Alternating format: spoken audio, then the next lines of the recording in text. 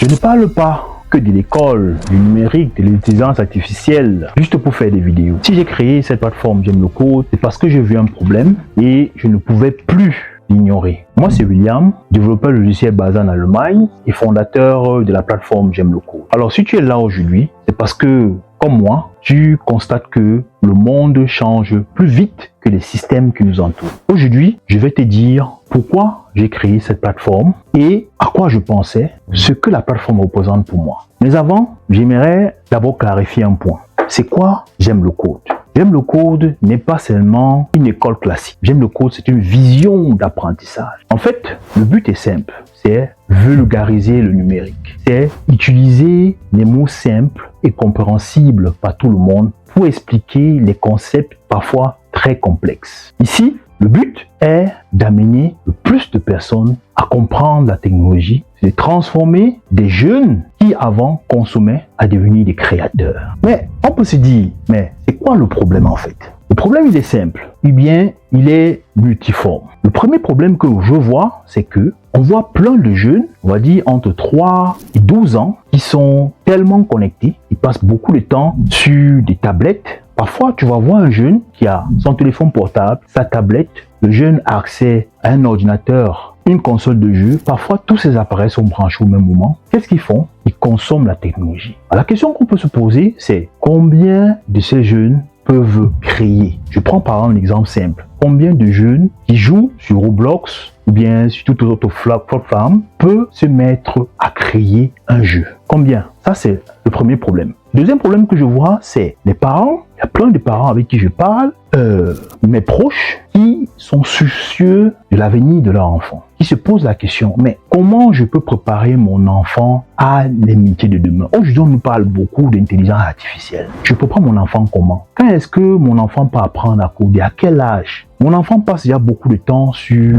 les écrans. Est-ce que je vais encore l'amener à comprendre encore les histoires d'ordinateur? Beaucoup de parents se posent cette question aussi. Autre chose que je vois comme troisième problème, c'est que il existe des plateformes d'apprentissage. Mais de mon point de vue, ces plateformes n'apprennent pas le jeune à forcément comprendre les concepts, à résoudre les problèmes. Ça, c'est des problèmes que je vois. Alors, mais on peut se dire, mais pourquoi j'en parle? Pourquoi, en fait, ça m'impacte exactement? Mais parce que ça me fait penser à mon histoire en moi. Quand je suis arrivé en Allemagne pour faire des études d'informatique, je n'étais pas préparé. Algorithme, je n'ai jamais entendu parler. J'ai entendu peut-être parler de Pascal, un langage de programmation, mais je ne savais rien du tout. Donc, ce sont des concepts, des choses que j'ai dû apprendre tout seul. Et ça m'a pris beaucoup de temps.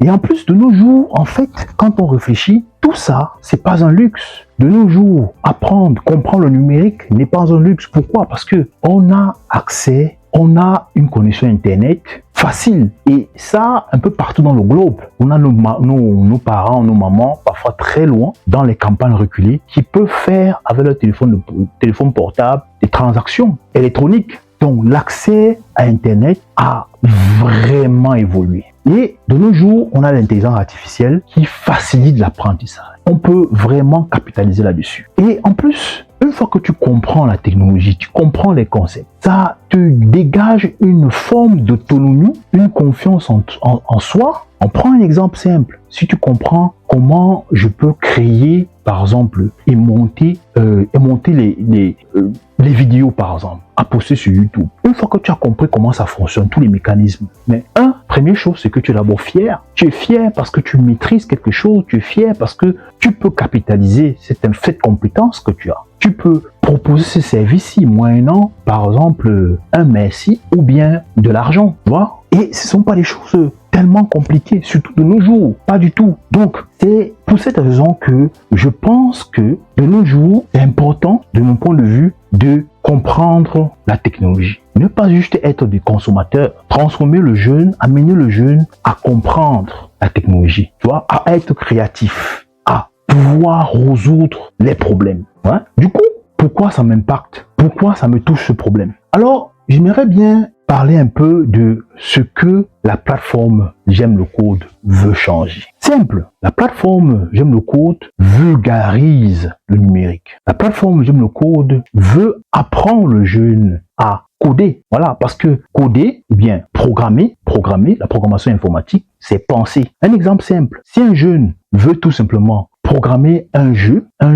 indépendamment de la plateforme qu'il utilise, bien de l'outil qu'il utilise, un jeu, tout simplement un ballon qui apparaît, un ballon comme ça qui apparaît, qui se déplace à la verticale, ensuite doit disparaître. Vous allez voir que si l'enfant doit programmer ce jeu, son mindset sera complètement différent du jeune qui est habitué juste à jouer ce genre de jeu. Qu'il voit un ballon, par exemple quand il voit un ballon qui disparaît, qui monte, il doit juste casser le ballon peut-être avec un objet. Vous allez voir que si tu es un jeune qui doit programmer ce jeu et un autre qui consomme, vous allez voir que le mindset sera complètement différent. Parce que quand tu crées, tu dois penser à tout. Je prends le ballon à quelle forme? Alors le fond de l'écran de mon jeu sera comment? Si je veux que mon jeu soit jouable, quelle est la musique que je dois utiliser? Quel est le fond de l'écran que je dois utiliser? Quelle récompense le joueur de ce jeu doit avoir pour le motiver? Vous voyez que c'est complètement différent le mindset. Le mindset, il est complètement différent. Alors c'est ça, J'aime le code veut changer. J'aime le code veut vulgariser le numérique, amener le jeune à résoudre les problèmes. Alors, si je veux résoudre si je veux programmer un tel jeu, quelles sont les étapes? Qu'est-ce que je ferais en premier, en deuxième, en troisième? On parle là de l'algorithme. Ça, c'est ce que j'aime le code veut changer. Amener plus de jeunes à être préparés à ces métiers de demain. Comment je résous le problème? À comprendre la technologie, à s'en approprier. C'est ça exactement ce que j'aime le code veut résoudre. Du coup, ça m'amène à parler de la vision. La vision, elle est simple. C'est bien de consommer, mais passer de l'autre côté, c'est-à-dire devenir créateur, c'est encore meilleur parce que c'est complètement différent. Parce que ça va non seulement travailler ce qu'on appelle la résilience, parce que parfois, tu seras confronté aux difficultés. Parfois, ton programme ne marchera pas. Parfois, tu auras des bugs, tu auras des erreurs. Il va falloir que tu traites ces erreurs. Et parfois, tu dois être créatif. Donc, en fait, ça développe ta créativité. Comment je résous un problème? Ça développe aussi un simple fait. Écoutez, peut-être que je n'ai pas compris le problème. Peut-être que je n'ai pas compris ce qu'on attend de moi. Je dois poser les questions. Donc, je suis dans le questionnement.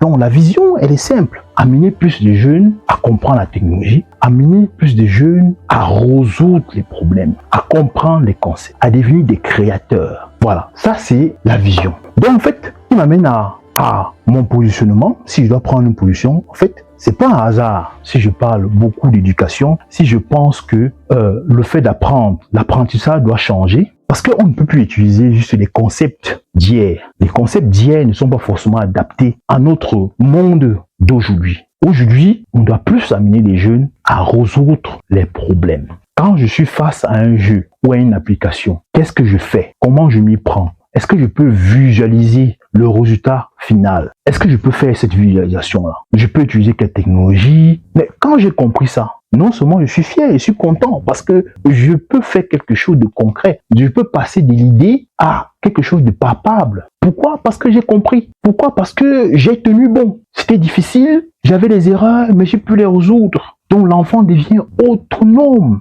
Voilà. Donc, je ne parle pas de ça au hasard. Parce que je pense qu'il y a de l'urgence. Préparer son enfant, préparer un jeune au métier de demain, c'est quelque chose de puissant. Quelque chose de puissant. Parce que il comprend les concepts, il peut s'en approprier et il peut créer. Il peut fabriquer des choses parce qu'il a compris. Alors, je te pose la question. La question est simple. Selon toi, quelles compétences manquent aujourd'hui à nos jeunes? S'il te plaît, donne-moi ta réponse en commentaire. Merci et à la prochaine pour une autre vidéo.